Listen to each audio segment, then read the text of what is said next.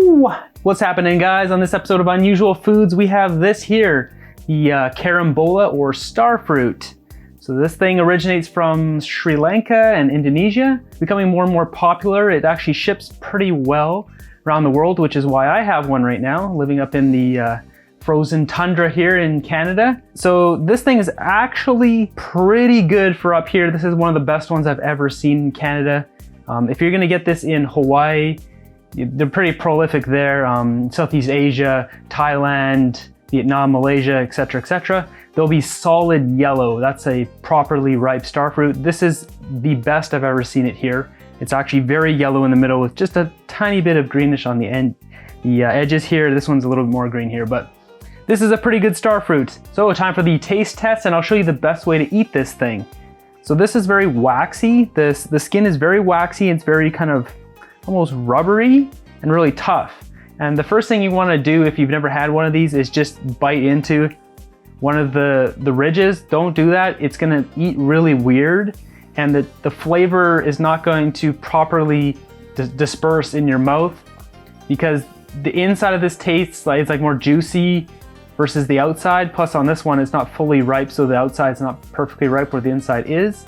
So you definitely want a bite of the middle and the outside at the same time, not just the ridges. Yeah, you can try it. It's really weird. It doesn't taste like as good as doing it properly. So first we need a knife. So what you want to do is cut it this way so we actually get the star shape, and not so it looks cute, but it'll actually taste better that way. So all we're going to do is cut it this way into nice little discs, star-shaped discs.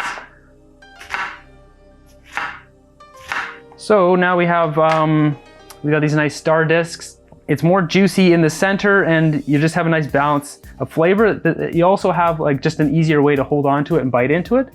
And something else to note, this is one of the few tropical fruits that's actually crispy, not like overly sweet. This is more of a mild fruit. Yeah, most tropical fruit is like soft and mushy and super sweet, and this is one of the rare few ones, aside from like wax apple, that's more of a crisp apple-like fruit, where, you know, apples typically don't grow well in the tropics. So if you live in the tropics, this is your go-to kind of crisp apple kind of eating experience.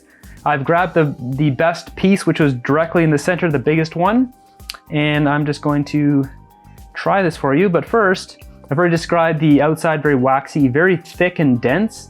It's you can see like you can squeeze this thing really hard, and it's hard to crush it. It just starts squirting juice. The smell, it's especially when I get it on my nose, it's just kind of got like a tropical smell. There's no other way to really describe it. It's like a mild tropical smell. So as for eating it,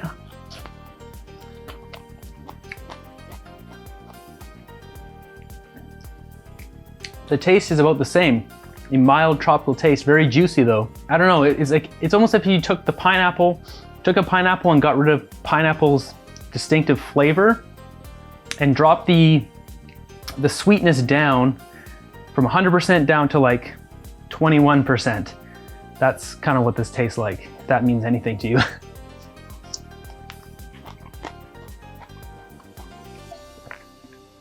Yeah, just some kind of weird mix of mango, pineapple without its distinct flavor. I mean, if you've ever had a wax apple, it's definitely closer to that realm for sure. A little more sweet, a little more distinctive than a wax apple. Very, very juicy. It feels like you're drinking a glass of juice when you eat this thing. The seeds are about pumpkin seed size. I cut this one in half, but plant a tree. Hope you enjoyed that video. Why don't you check out this video on the Persimmon brandy wine, a berry that tastes like cat poop. So if you like this video, subscribe, and until next one, have a great day.